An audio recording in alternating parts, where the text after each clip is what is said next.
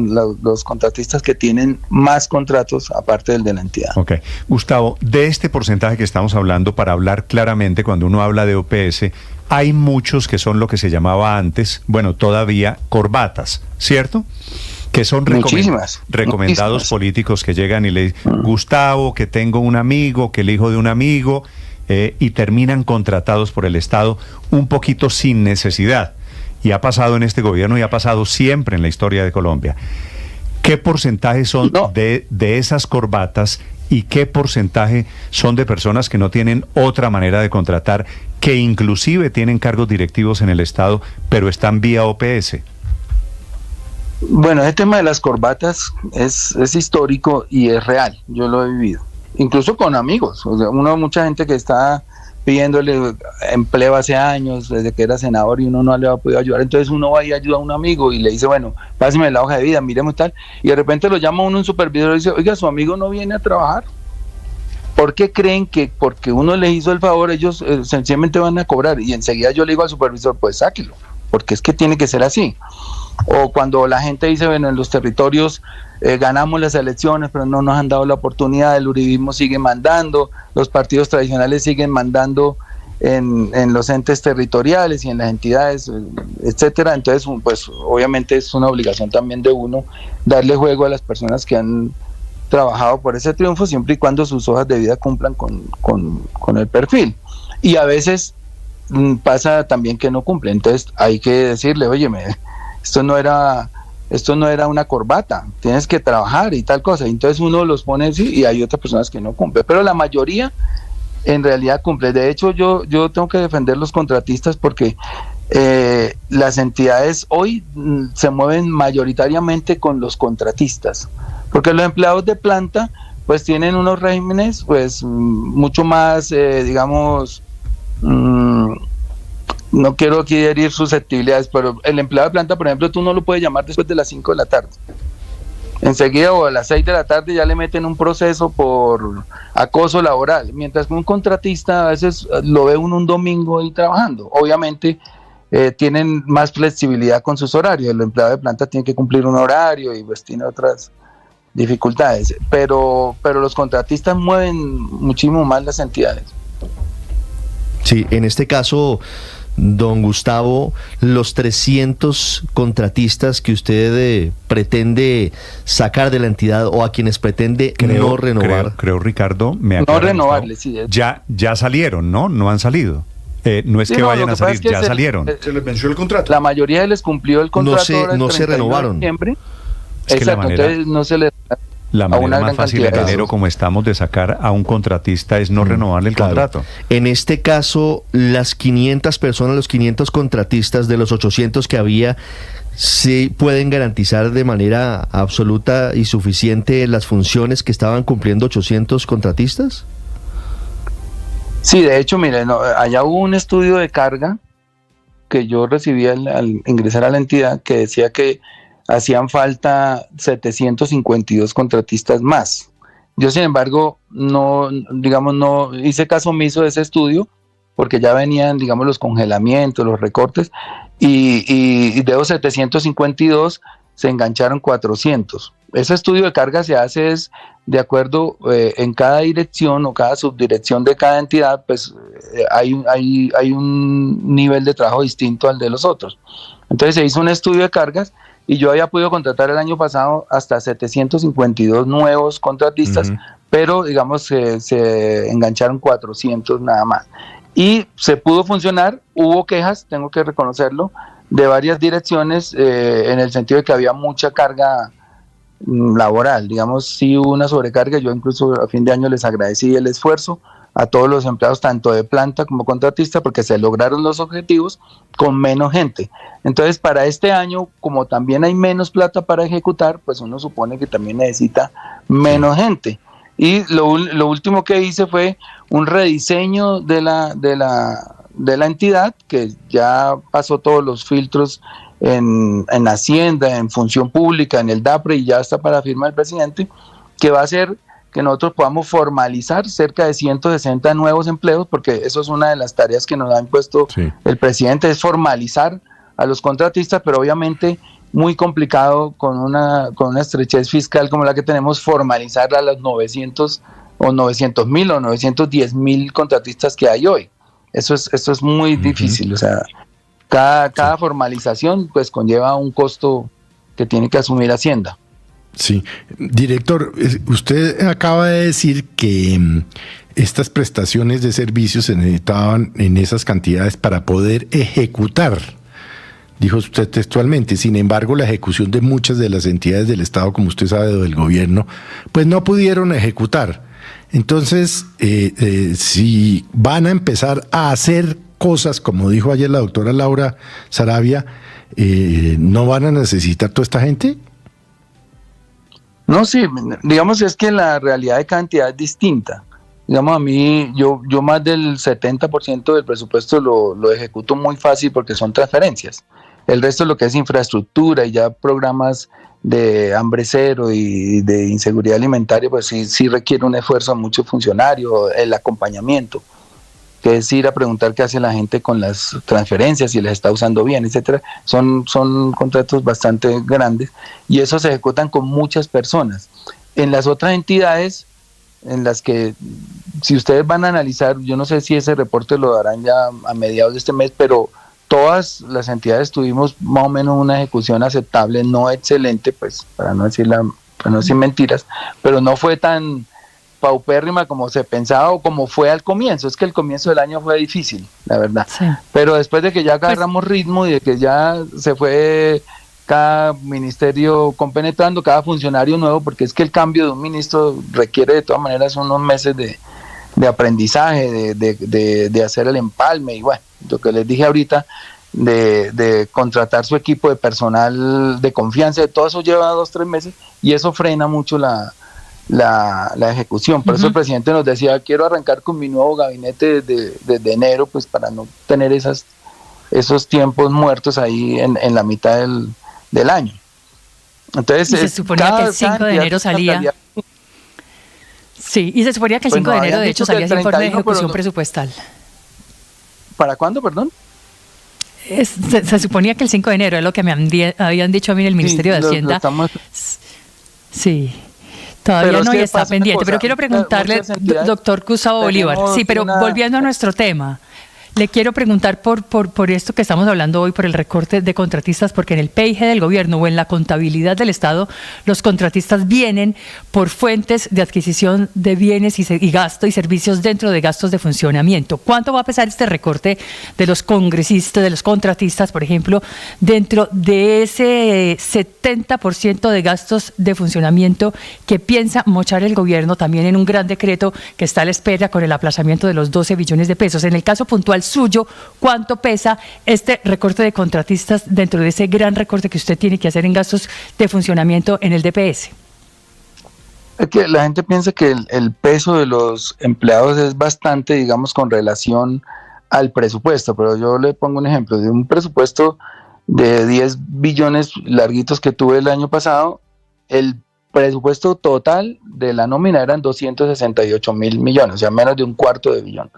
O sea, no es tanto como la gente piensa, pero cuando uno ya empieza a pellizcar entidad por entidad, digamos 200, 300, 400 contratistas, al final eso se vuelve un dinero importante en una fugia como la que tenemos ahora.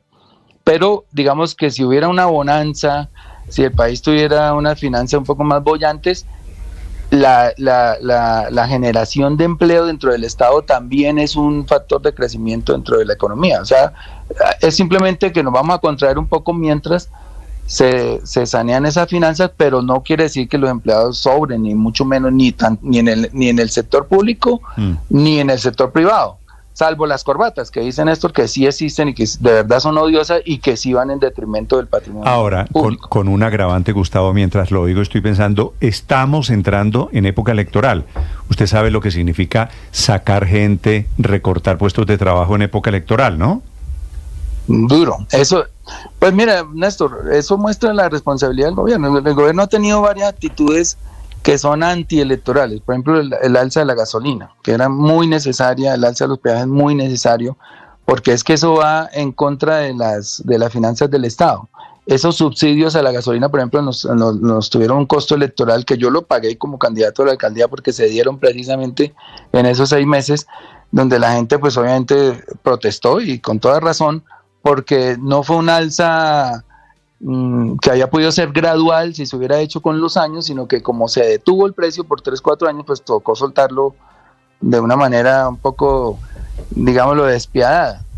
Y esto mismo puede costarnos también con la despedida de tantos funcionarios o contratistas, porque pues obviamente en época electoral pues la gente lo que piensa es, si yo estoy trabajando para tal gobierno, pues seguramente me alineo con ese gobierno, pero va a haber mucha gente inconforme, pero muestra la responsabilidad del gobierno en materia fiscal, y es hacer los ajustes necesarios para que no se caiga toda la economía, porque pueden decir lo que quieran de Petro, pero el manejo de la macroeconomía ha sido muy serio, y lo muestran tanto el congelamiento, bueno, el recorte ya de 28 billones el año pasado, el aplazamiento este año de otros 12, porque eso es lo que nos vamos a encontrar ya mañana o estos días con el decreto de aplazamiento, donde el presidente va a decir en dónde hace esos aplazamientos que no son recortes todavía, y se diferencia el aplazamiento del recorte. ¿Qué quiere decir decreto de aplazamiento?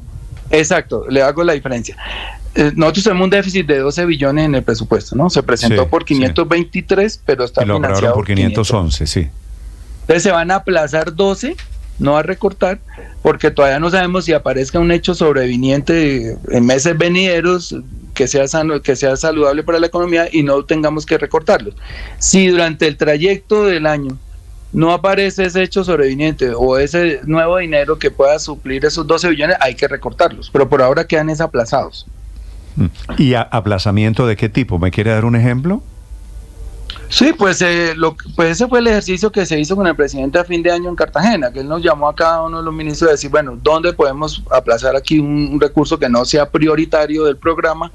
Y entonces es cuando el presidente empieza a hacer esa microgerencia, que les tengo que confesar, no lo había visto en esa actitud tan minuciosa de coger presupuesto por presupuesto, y revisar cifra por cifra para decir, aplacemos esto no, esto sí, o aumentémosle aquí a esto. Entonces ya se llegó a una cifra de 12 billones que él la va a publicar estos días, yo creería que máximo una semana, donde ya el país va a conocer a qué sectores le aplazan esos 12 billones de pesos. O sea, el recorte todavía no es recorte, ¿no? El recorte vía OPS es apenas la cuota inicial del grueso de los aplazamientos. Sí, porque de ese aplazamiento hay una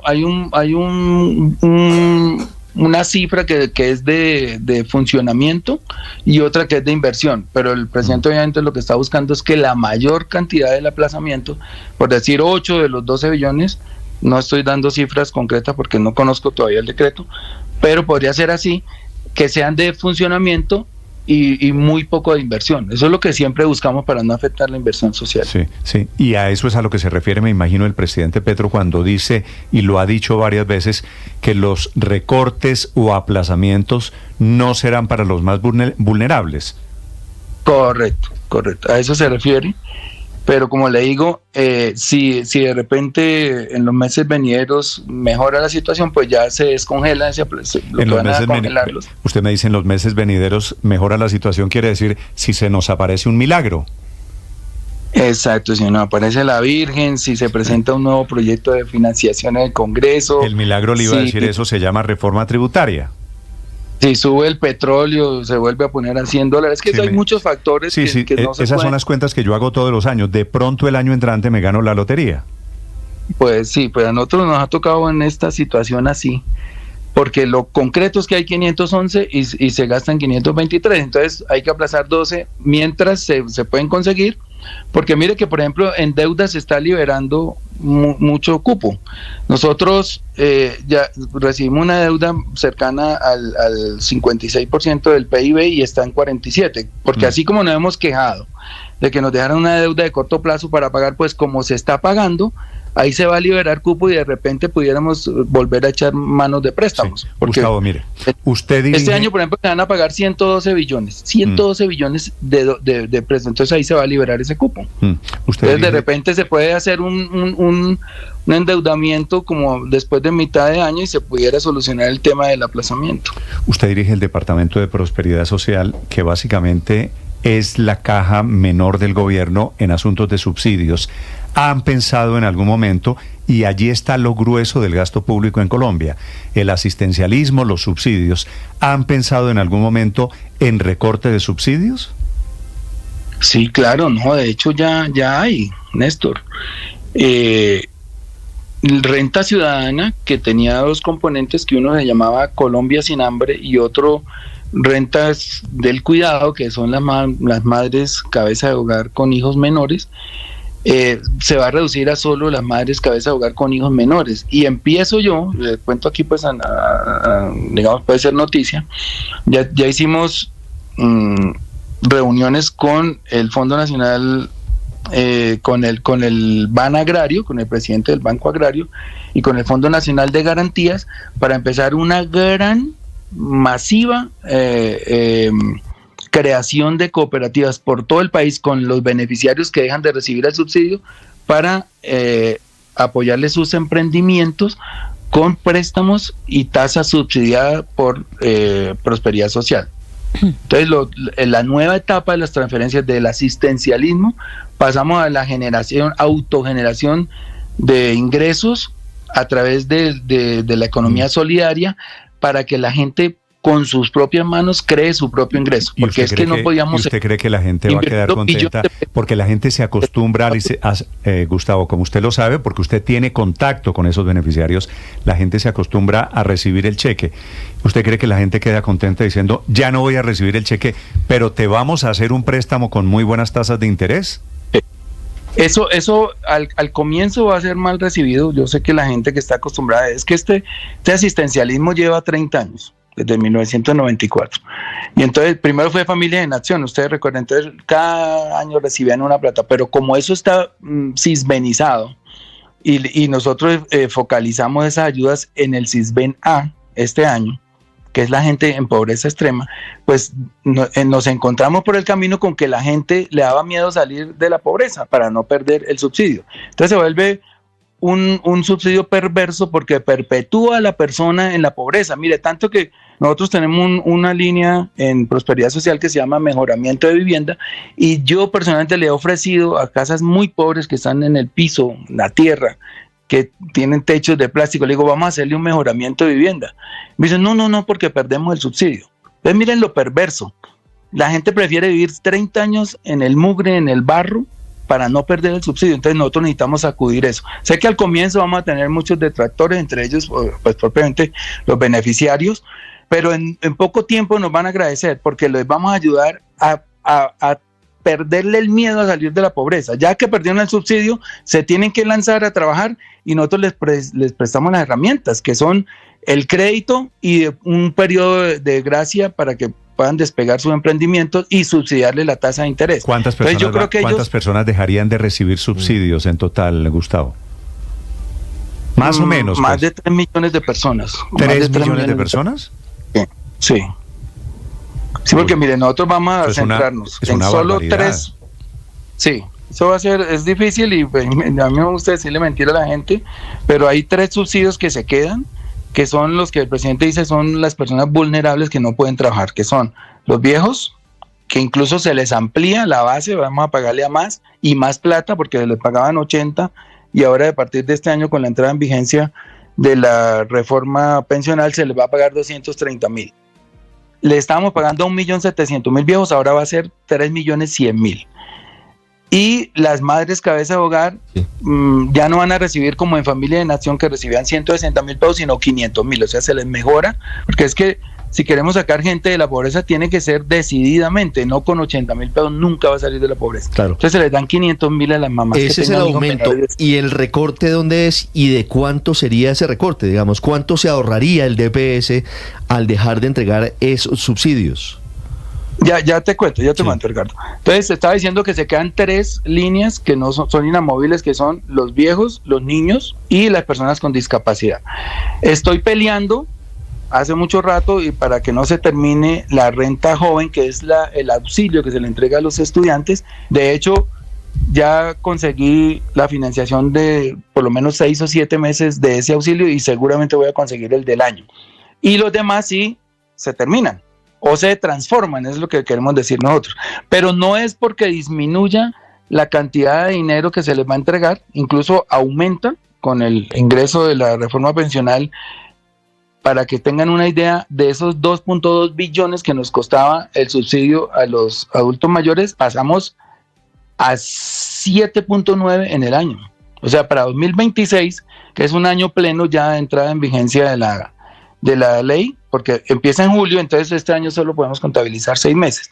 Pero para 2026, ese solo subsidio de los viejos y viejas le cuesta al Estado cerca de 8 billones de pesos. Una gran cantidad, pero hay gente que sí lo necesita. Son viejos que muchos están muriendo de hambre, personas que ya no tienen capacidad física para trabajar. Pero los que están en el centro, personas que están en edad de trabajar, pues les vamos a ofrecer que trabajen y les vamos a prestar las herramientas. Claro, pero haciendo cuentas, Gustavo, ¿cuántos recursos van a disponerse para esas cooperativas o para que esas personas que están en edad de trabajar dejen de recibir subsidios, pero eventualmente tengan y saquen adelante un emprendimiento? ¿Y cuánto es el ahorro al recortar esos subsidios? Este año vamos a invertir en esos emprendimientos 514 mil millones, que no son nuestros, son del banco. Nosotros lo que hicimos fue, con el Fondo Nacional de Garantías, ponerle 50 mil millones de pesos, que ya se contrataron en diciembre, para que ellos le presten la garantía del 90% a sus préstamos y a los bancos no les dé miedo prestarle a las cooperativas de gente pobre, porque ustedes saben que en este país no le prestan a los pobres, le prestan a los que tenemos plata. Pero para que le pierdan el miedo a prestarle, el Fondo Nacional de Garantías va a responderle con el 90% del crédito a los bancos que le presten. Entonces ya, por ejemplo, el Banco Agrario ya va a entrar y ya tenemos muy cerca el acuerdo con ellos para que empiecen a colocar cerca de 514 mil millones de pesos este año. Si se empiezan a sumar más bancos, esa cifra puede aumentar, pero entonces ya no la pone el Estado. Nosotros estamos poniendo los 50 mil millones de las garantías, pero le estamos ahorrando al Estado más de 2 billones que cuesta esa transferencia. Entonces pero sí hay una ganancia para el Estado. Hay una ganancia para el Estado, pero me da la impresión de que van terminando como en tablas, porque habla usted de que se aumenta el número de viejos que van a recibir esos subsidios de Colombia Mayor, que pasan de 2.300.000 a 3.100.000 viejos. Dice usted que también las madres cabezas de hogar, las madres de cabeza de familia pasan de 300.000 a 500.000, son más que van a recibir estos subsidios. Las personas con discapacidad, supongo que van a quedar más o menos en lo mismo que reciben subsidios.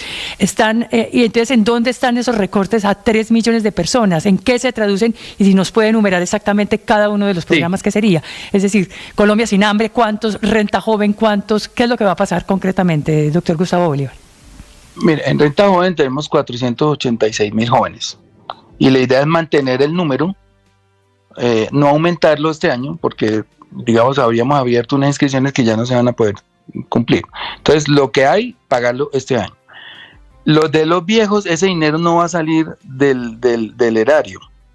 Lo que pasa es que con la reforma pensional, como se grabaron con unos porcentajes las altas pensiones, por ejemplo, las pensiones de más de 10 millones tienen que pagar el 1% o el 2%, ya hoy no tengo claro, no me acuerdo bien esa cifra. Pero digamos, y las cotizaciones a Colpensiones eran de un salario y pasaron a 2.3 salarios, entonces ese aumento de la base de cotizantes a Colpensiones le va a dar una caja a Colpensiones que ya no tiene que sacar al Estado, o sea, el Estado tiene que responder anualmente por 51 billones que valen las pensiones, pero como ya empiezan a cotizar más personas en Colpensiones, esa carga va a bajar, no sé cuánto, eso está ya lo tienen que tener estudiado, se lo pueden preguntar de pronto al director de Colpensiones. Pero ese dinero que deja de pagar ya el Estado por pensiones entra a suplir otros rubros y entre esos puede ser el de los... Lo voy a tener mañana al director de Colpensiones, al doctor Duzán, así que ese es un buen dato. Esa es una buena pregunta, decirle cuánto más va a ingresar al Estado por cuenta de esos 2.3 salarios mínimos que va a cotizar cada persona, que antes era uno, antes de la reforma pensional. Acuérdense que era un salario mínimo obligatorio. Pero ahora es obligatorio. Eso no entra al presupuesto, eso es para pensiones. Exacto, pero entra el pilar, pero como hay un pilar solidario dentro de la ley de pensiones, y ese pilar solidario es el que le va a pagar a los viejos, ya no somos nosotros. Nosotros vamos a recibir el dinero y a trasladárselo a los viejos porque tenemos la experticia, digamos, la focalización para hacerlo, pero nos pasan el dinero del pilar solidario, que es lo que va a recoger la reforma pensional. Ok.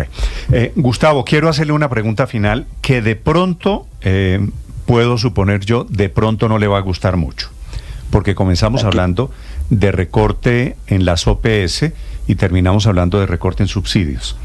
En el tema de vinculaciones laborales de la recorte a las OPS, y es una sugerencia de algunos oyentes que me parece una buena pregunta, por eso se la hago, ¿van a recortar la plata que pagan hoy a las bodegas del petrismo?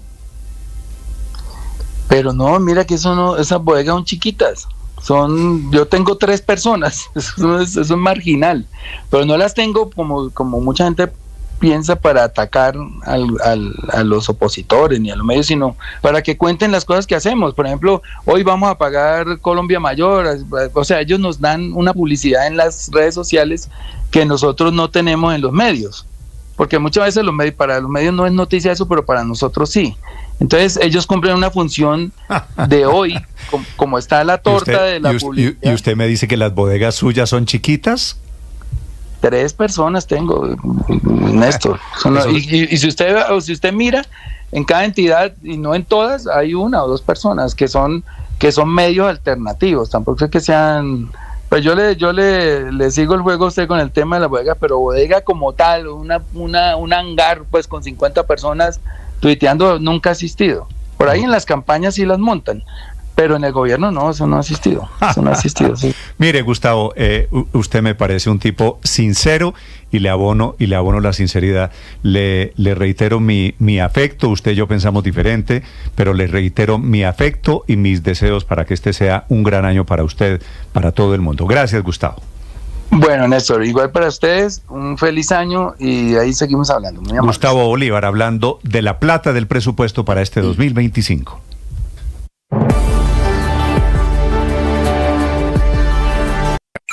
Escanea este código y suscríbete a nuestro canal de YouTube, @Blue Radio Co. Y disfruta y participa de la programación de Blue Radio. Blue Radio, le ponemos cara a la radio. Blue Radio, la alternativa.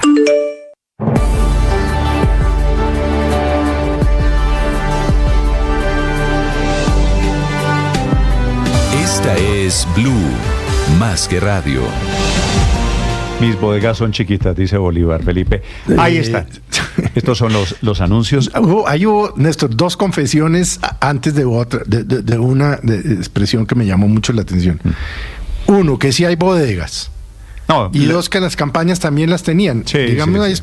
2 confesiones. Pero realmente me sorprendió mucho, Néstor, lo he pensado pues desde que se lo vi. Esa frase de que es que la gente recibe subsidios y se acostumbra a vivir en el barro, esa frase no es de un petrista, esa frase es de Milei. La frase, Felipe, de Gustavo Bolívar es que la gente se acostumbra a vivir entre el mugre y el barro. Para no perder los subsidios. Y sospecho, Felipe, que pues esto es lo que todos sabemos, pero es una realidad que es diferente si la dice Gustavo Bolívar. Pues claro, Felipe, que la gente se acostumbra al asistencialismo. Lo dice Gustavo Bolívar, lo dice Milei, Felipe, y esto se vuelve anatema y se vuelve ahora, que lo diga una persona de izquierda que ha manejado esto, Felipe, es que es la realidad. La gente se acostumbra a vivir de los subsidios y usted me lo ha dicho 100 veces. Fulanito de tal que no quiere salir del Sisbén porque le va mejor estando en el sistema asistencialista del Estado. Y eso es lo que está anunciando Bolívar, al final de cuentas, que va a cortar. Sí. 3 millones de personas. Lo que no quiere decir que no haya gente que necesite ayuda estatal. No, es que no estoy criticándolo. Claro, hay gente que necesita. Esa es una verdad. Hay que ponerlo en las justas proporciones. Lo que acaba de decir Bolívar es una verdad. La gente por sus subsidios, sus cosas, pues se acostumbra a vivir. Yo no voy a decir entre el mugre y el barro porque no me parece políticamente correcto, pero es que oírselo a un petrista pura sangre como Bolívar no deja de causar alguna impresión, ¿no? Felipe, es Gustavo Bolívar, que desde el Departamento de Prosperidad Social es el hombre que entrega los subsidios y que ha detectado lo que usted y yo sabemos. Claro que el Estado tiene que estar cuando se necesitan subsidios.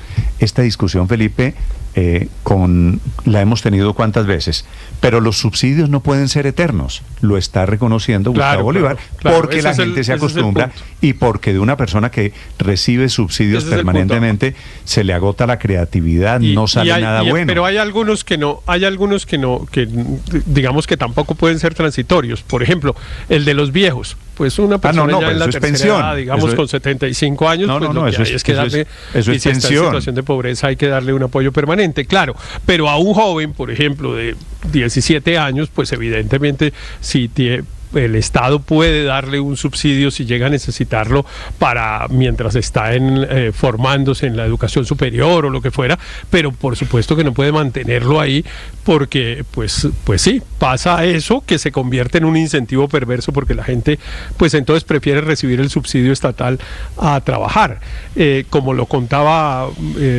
Gustavo Bolívar y como pasa, muchos hemos tenido testimonios relativamente cercanos de personas, por ejemplo, empleados domésticos o cosas de ese estilo que dicen no me meta al sistema contributivo de seguridad social porque pierdo los subsidios y cosas de ese estilo que pues son muy perversas. Efectivamente Bolívar se ha echado este discurso, yo no se lo he oído a nadie más del gobierno, debo decir, porque sí suena muy raro. Ya él la vez pasada, otra vez que lo habíamos entrevistado, había dicho una cosa parecida y pues sí suena bastante neoliberal, si se quiere, ese discurso contra... Es que además pero suena bastante neoliberal ese es el discurso casi contra se llama recortar los subsidios. Recortar subsidios, así se dice. Pero Néstor, además básicamente, fíjese Héctor, que usted dice neoliberal. Este es el discurso de Milei en la Argentina, Felipe. Así, recortar porque así es. No, así porque es. Claro, el problema de Milei, Néstor, es que es adelgazar la nómina del Estado y recortar el asistencialismo que da el Estado. Claro, pero el discurso es extremo, ahí es donde está el problema. Porque Milei es quítenle a todos, no le den plata a las universidades públicas, en fin.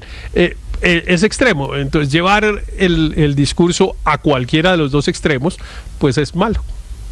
Más que extremo, es un discurso facilista. Decir que absolutamente todas las personas que trabajan, que reciben un subsidio, es porque prefieren vivir en el barro y en la miseria para que les sigan dando subsidios, es desconocer que este es un país con unas profundas desigualdades.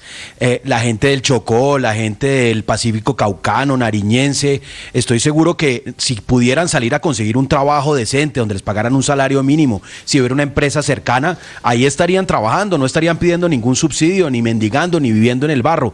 Entonces me parece que es un facilismo pues clásico de un populista y es una voltereta que además me sorprende, Néstor, porque es un discurso bastante distinto al del presidente Gustavo Petro. Recuerde que el presidente Gustavo Petro, en el marco de la discusión de la reforma tributaria, dijo que si no se aprobaba la reforma tributaria, a los que no le recortarían serían los más pobres, que la carga, digamos, de los recortes no irían en los subsidios de los más pobres, y es todo lo contrario a lo que nos acaba aquí de informar Gustavo Bolívar, que el presupuesto del DPS pasa de 10.7 billones el año pasado a 5 billones.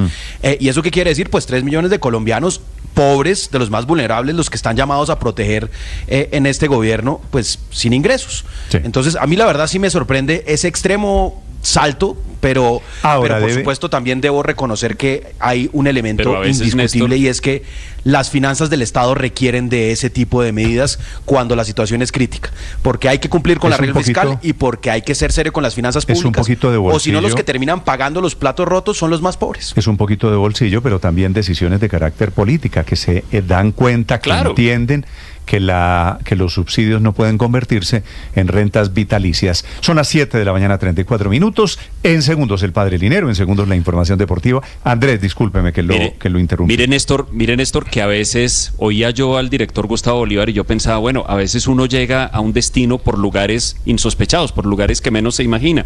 Que en Colombia una discusión sobre la pertinencia de los subsidios, sobre los efectos de los subsidios, sobre lo que los economistas llaman incentivos perversos de los subsidios se esté dando desde un gobierno de izquierda, probablemente era algo que no habíamos sospechado que ocurriera, no habíamos pensado que llegara de esa manera, pero está sucediendo, Néstor, que nos parece muy raro, pues sí, que puede que haya debates internos en el gobierno, pues sí, pero está sucediendo y yo creo que es una discusión bienvenida. Ustedes lo mencionaban ahora, todo el mundo conoce casos de gente que prefiere permanecer en la situación en que está, así sea nominalmente, para no perder esos subsidios. Entonces, primer caso, este de los subsidios. Segundo, Néstor, tuvimos aquí al director Gustavo Bolívar la semana pasada también con nosotros y nos dijo, la deuda hay que pagarla, las obligaciones hay que cumplirlas y a las calificadoras de riesgo hay que tomarlas en serio. Entonces, que uno llegue a esos dos puertos, Néstor, por el destino, por el camino menos sospechado, que es el de la vía de un gobierno de izquierda,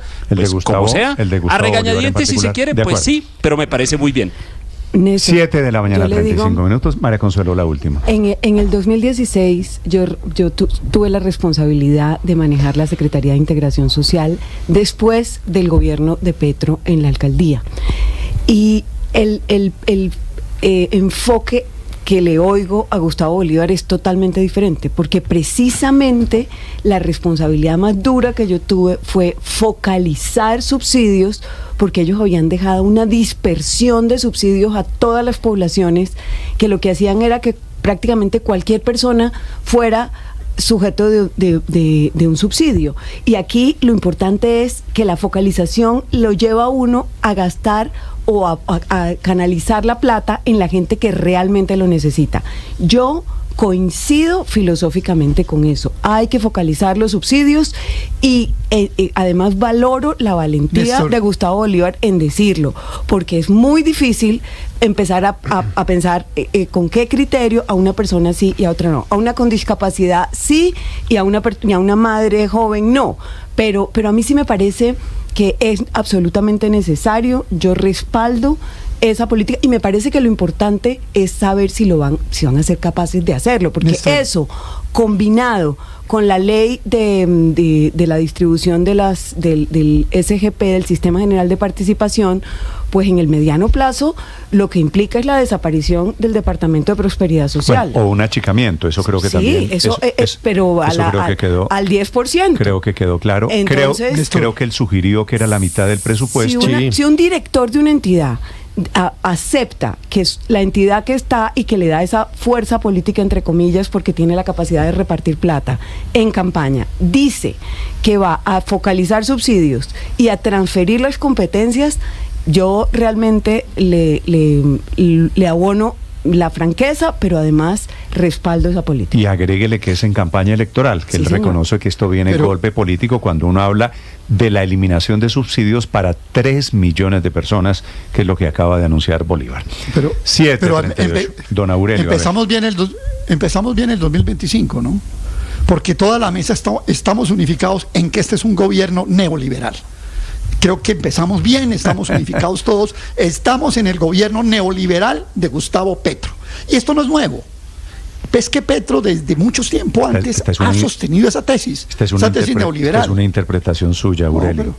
Pero no, yo le he oído a María Consuelo, a Héctor, a Luis. Que esta decisión coincide con algunas personas. No, pero Andrés ya le agregó también, y también le agregó lo del manejo macroeconómico ordenado por el Fondo Monetario Internacional. Es que usted lo acomoda. O sea, estamos en el gobierno neoliberal de Gustavo Petro. Eso es lo que acabamos de oír. Pero lo que yo le quiero agregar, fuera de esto, es que esto no es nuevo en Petro. Es que Petro desde el año 2010, cuando fue candidato a la presidencia de la República, decía que había que darle a cada colombiano era un lugar, un saber y un crédito. Porque este neoliberalismo de Petro, que es inveterado en él, cree que el crédito es la salvación del mundo. Que si la gente tiene crédito se va a salvar. No, del crédito no se sale de la pobreza nadie. Es más, puede seguir hundido peor si no lo puede pagar. Pero digamos que quedé contento hoy con el debate. Conclusión de la mesa, en un gobierno neoliberal, el gobierno neoliberal de Gustavo Petro. Le falta del decirle, Fondo Monetario y de la focalización de subsidios. Le falta decirle a Bolívar que es como Milei, a usted, Aurelio, ¿no? 7:39 a.m. Anuncios a propósito del apretón del ajuste del cinturón que hace el ministro de Hacienda en Mañanas Blue.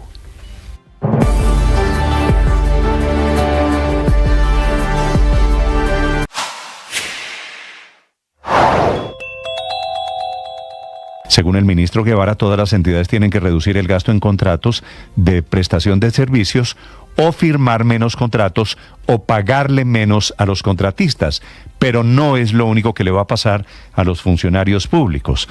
La austeridad llega a través de la revisión del pago de horas extras para pagar menos y optimizar las horas de trabajo, revisión de esquemas de seguridad, los viajes oficiales solo podrán hacerse en clase económica, se cancelan viajes internacionales, entre otros el viaje a Davos del presidente Gustavo Petro, que había ido el año pasado y que por el contrario no ahorró, sino derrochó. Recuerden ustedes el episodio de la Casa Colombia en ese viaje que dijeron era para promover el turismo internacional.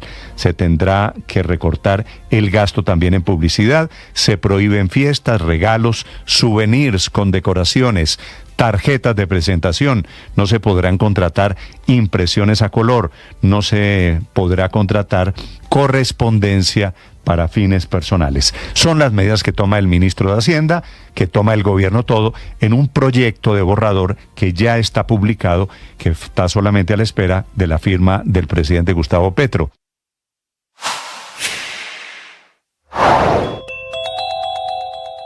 Este informe, el de Así Vamos en Salud, que fue presentado en las últimas horas por el Observatorio Financiero sobre cómo está la situación de las finanzas en clínicas, hospitales y EPS, coincide con el llamado de la Procuraduría, que a través de una carta le ha pedido a la Corte Constitucional que declare estado de cosas inconstitucionales por la crisis financiera en todo el sistema. Estado de cosas constitucionales, que es una figura que solo declara la Corte cuando se violan derechos fundamentales de la población y la violación es de manera sistemática, en este caso el derecho a la salud. Por ejemplo, en Colombia en 2022 se había declarado estado de cosas inconstitucionales por el asesinato de excombatientes de las FARC. Una solicitud de la Procuraduría que sin duda coincide con este informe del Observatorio Así Vamos en Salud. El padre Alberto Linero es periodista y también está en Mañanas Blue. 7 de la mañana, 42 minutos. Oiga, a partir de la experiencia de la negociación fallida con James Rodríguez y el Junior de Barranquilla, he aprendido muchas cosas. Trato siempre de encontrar aprendizajes. Uno de ellos es aceptar el no. En un mundo que constantemente nos empuja a complacer, a cumplir expectativas ajenas y a evitar conflictos, decir no puede parecer un acto de rebeldía. Sin embargo, aprender a pronunciar esta palabra y aceptarla es fundamental para construir relaciones sanas, preservar nuestro bienestar y crecer como personas. Decir no es un acto de amor propio y autenticidad. Es reconocer nuestras limitaciones, nuestras prioridades y nuestra verdad. No podemos ni debemos estar disponibles para todo, ni para todos, porque eso nos aleja de lo que realmente importa. Al decir no, definimos nuestros límites, protegemos nuestro tiempo, nuestra energía y damos valor a nuestros compromisos más importantes.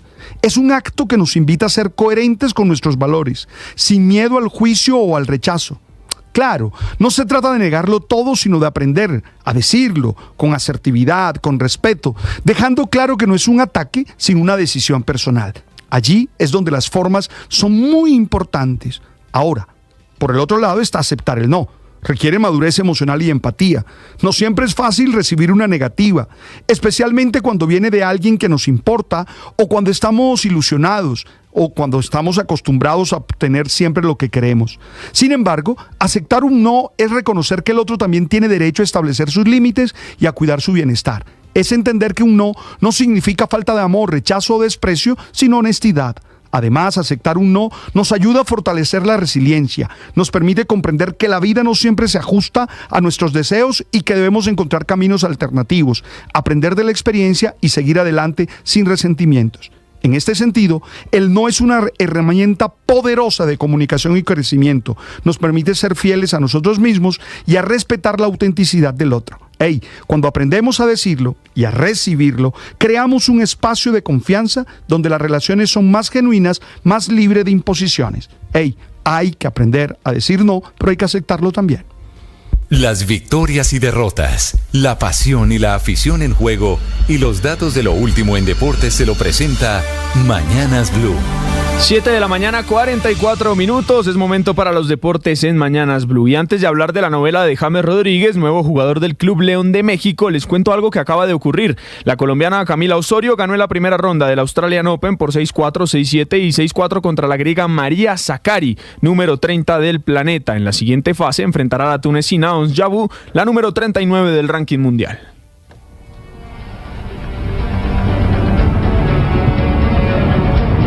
Hermano, juégatela, aquí se apuesta la vida.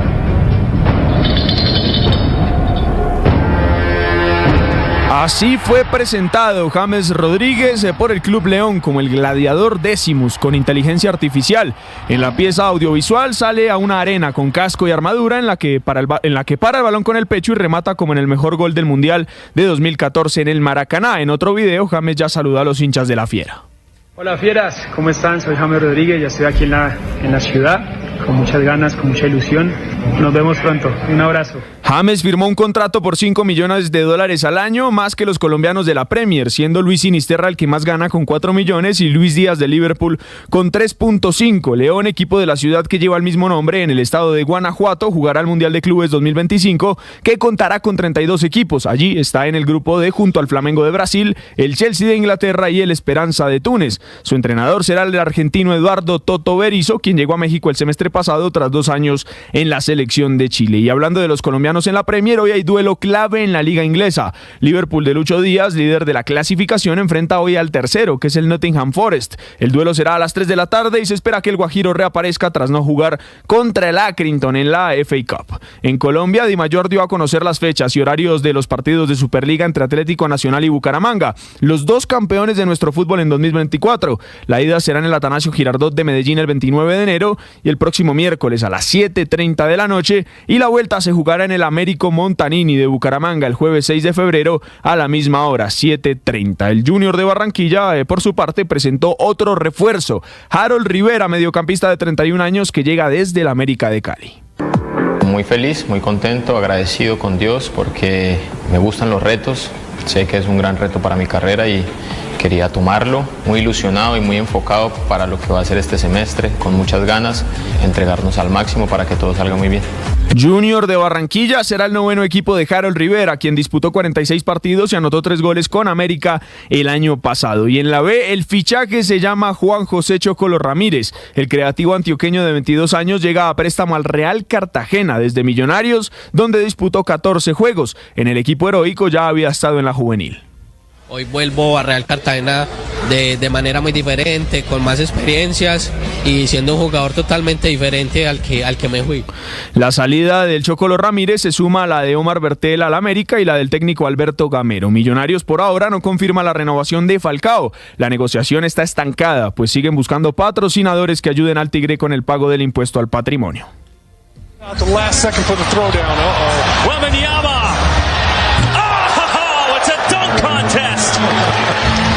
Y en la NBA hubo duelo vibrante en Los Ángeles. Los Lakers cayeron 102-106 frente a los Spurs de San Antonio con la figuración del francés Victor Wembanyama, quien anotó 23 puntos, ganó 8 rebotes y dio 5 asistencias. 7 de la mañana, 48 minutos, los deportes en Mañanas Blue. Estás escuchando Blue Radio.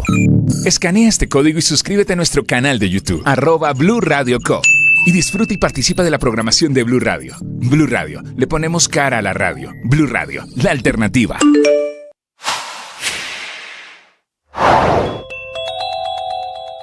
Noticia de gran interés para casi 500,000 de colombianos afiliados a Colpensiones, que ganan más de 3.247.000 pesos, que hayan cotizado menos de 900 semanas si son hombres o menos de 750 semanas si son mujeres. Y mucha atención todos ellos, más de 400.000 hombres y mujeres en todo el país, porque tienen poco más de 48 horas, es decir, hasta el día de pasado mañana, para elegir el fondo privado que va a administrar sus aportes pensionales por encima de los 2.3 salarios mínimos mensuales, es decir, más allá de los 3.247.000 pesos. Carrera contra reloj y requisito de la reforma pensional que empieza a regir a partir del próximo 1 de julio, de tener que elegir el fondo complementario.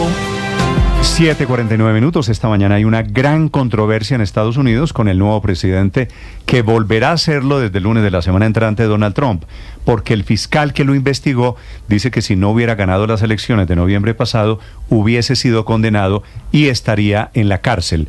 Le responde esta madrugada, muy temprano, en sus redes sociales, el presidente Donald Trump. Desde Washington, Juan Camilo Merlano.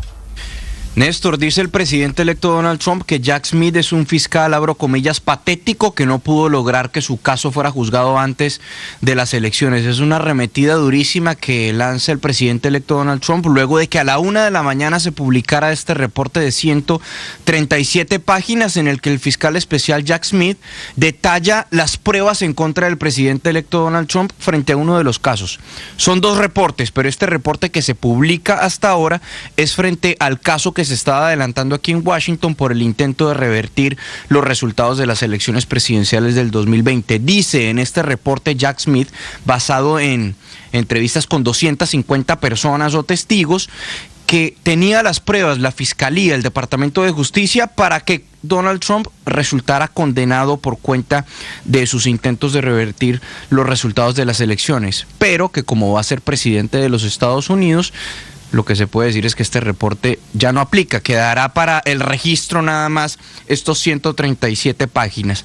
Lo que también hay que destacar, según el reporte de Jack Smith, es que Donald Trump en todo momento sabía que estaba tratando de engañar y de revertir a la fuerza los resultados de las elecciones, porque él era consciente que sus reclamos eran falsos, que era una mentira. Ahora bien, hay que destacar que Smith renunció el viernes de la semana pasada porque Donald Trump asumirá el poder el día lunes y tendría la capacidad, si quiere, de perdonarse frente a los casos federales que se adelantan en su contra o que se adelantaban en su contra, que era el del mal manejo de documentos clasificados en Florida y este del que estamos hablando de intento de revertir los resultados de las elecciones en el 2020. Por eso este reporte se lo entrega al Congreso por un requerimiento legal. No hay claridad si el otro reporte se lo vaya a entregar al Congreso. Y también hay que destacar que en términos de lo que es el gabinete de Trump, ya se empieza a mover la conformación de su gabinete o las audiencias para la conformación de su gabinete. Hoy será la primera, será la del nominado a secretario de Defensa Pete Hegseth. Será en el Comité de Armas del Senado de los Estados Unidos. Hegseth, quien es un expresentador de Fox News, también veterano, ha sido fuertemente criticado porque lo señalan de acoso sexual, de mal manejo de finanzas en anteriores trabajos, así como también de que tiene problemas con la bebida, que tiene problemas de alcoholismo. Donald Trump está publicando un mensaje a través de su cuenta en su red social Truth, asegurando que respalda completamente a Pete Hegseth, que será un gran secretario de defensa. Son las reacciones del presidente electo Donald Trump frente a la audiencia que se debe producir en poco más de una hora, y también sus reacciones frente a este reporte de 137 páginas del fiscal especial Jack Smith, que pasará a la historia, pero que no tendrá ningún tipo de efecto práctico en esto. Juan Camilo, gracias, y faltan 6 días para que asuma el nuevo presidente de los Estados Unidos, así que será controversia, polémica tras polémica. Las 7:53 minutos. Esta mañana el ejército ruso apresó a un mercenario colombiano de los que se habían ido a pelear por plata con la bandera de Ucrania. La noticia del momento con Enrique Rodríguez. De ese colombiano no sabemos nada, salvo que ha sido detenido por el ejército ruso. La confirmación ha llegado de las propias tropas del Kremlin a través de la agencia de noticias oficial TASS, y esa detención ha sido en la zona de Sudza. Allí, dicen, las tropas rusas han apresado a lo que denomina como un grupo de soldados ucranianos, y entre ellos se encuentra lo que denomina como un mercenario colombiano, sin dar más datos sobre su identidad, procedencia o algún dato que permita identificarlo o saber sobre su estado de salud. Recordemos que este no es la primera vez que se apresa, o no es esta la primera vez en que se apresa a colombianos que están trabajando como mercenarios al servicio de Ucrania. El pasado mes de agosto, 2 de ellos, que se llaman José Aarón Medina Aranda y Alexander Ante, también fueron detenidos y acusados, de hecho, de participar como mercenarios en las filas del ejército ucraniano. Aunque bien es cierto que el ejército ruso también tiene su componente de mercenarios de otras nacionalidades, pero también contratan con suculentas sumas de dinero o con promesas de documentación de obtener estatus de ciudadano a personas para que combatan en el lado de Rusia. En Rusia esta mañana se sigue hablando evidentemente de la guerra de Ucrania, pero también de lo que estaban contando, de lo que va a pasar dentro de unos días, de la toma de posesión de Donald Trump. A esa toma de posesión se ha referido esta mañana el jefe de la diplomacia rusa, que se llama Sergei Lavrov. Ha asegurado en su rueda de prensa anual que están esperando iniciativas concretas para el arreglo del conflicto en Ucrania. Ha recordado que el presidente Vladimir Putin ha asegurado en varias ocasiones que está dispuesto a reunirse, pero que por el momento, desde el lado Trump, desde el lado del que será próximo presidente de los Estados Unidos, no se ha recibido una propuesta clara. Aunque entiende también Sergei Lavrov que hay que reunirse, pero antes hay que asumir el cargo. En todo caso, Donald Trump lo ha dicho de manera reiterada, que tendría la capacidad para solucionar lo que está pasando en Ucrania en apenas unas horas, pero por el momento no ha sustanciado cuál sería esa propuesta y sobre todo no ha sustanciado cuándo y cómo se reuniría con las partes, Néstor. Estás escuchando Blue Radio.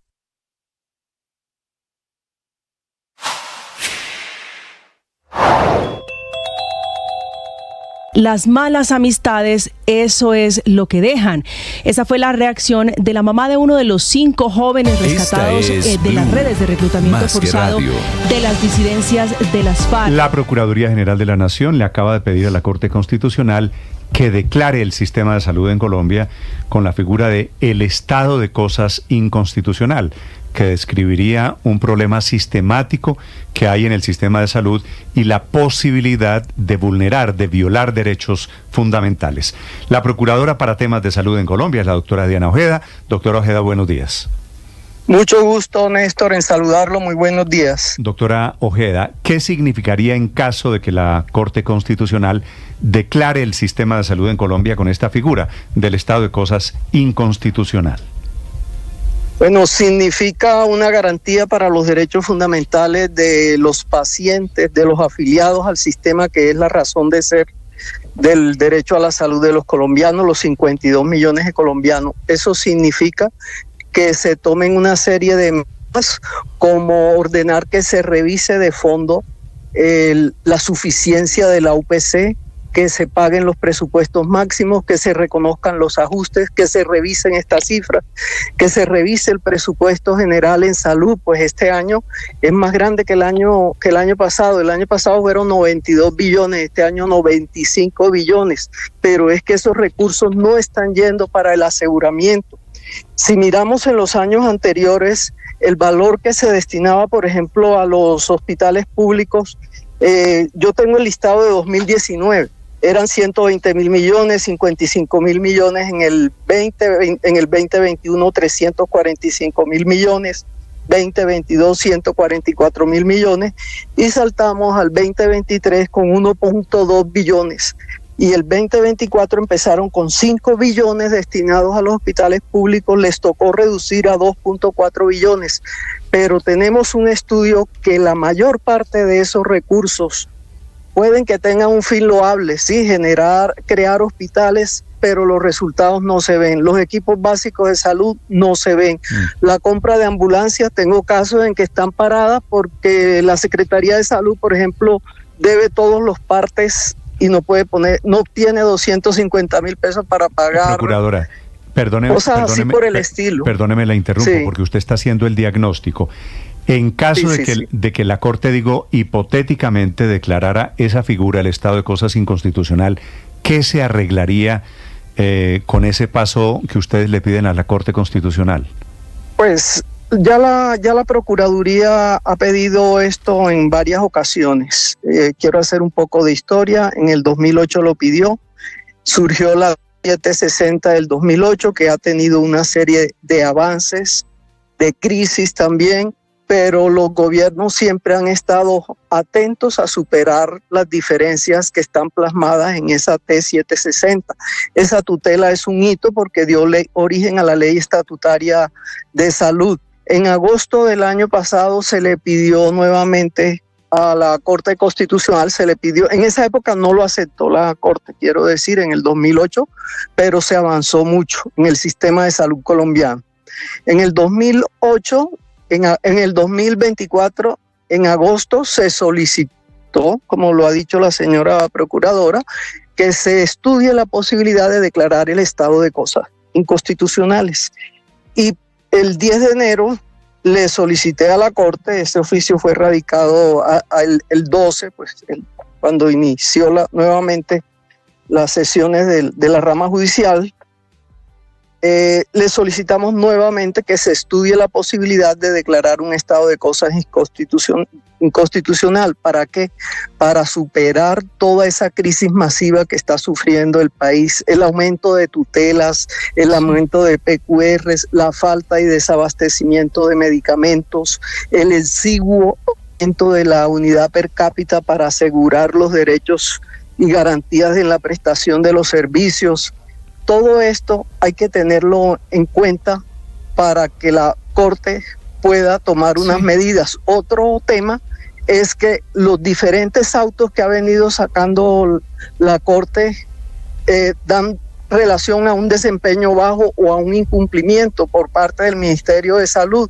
Es más, ha ordenado en algunos casos que se adelanten investigaciones disciplinarias y en otros también investigaciones penales. Entonces la Corte ha estado muy atenta, muy presente desde el 2008 en el seguimiento al sistema de la salud de los colombianos, y le estamos presentando la crisis que se agudizó en el 2024 y que es imposible ya en el 2025 con esos recursos. Es una crisis financiera que a los últimos y a los primeros que afecta es a los pacientes, a todos los usuarios. Sí, procuradora, usted dice que ese estado, el que se puede declarar desde la Corte, el estado de cosas inconstitucionales, obligaría a tomar medidas y acciones urgentes por todos esos problemas que nos acaba de describir. ¿Qué cambiaría en el sistema de salud en Colombia si la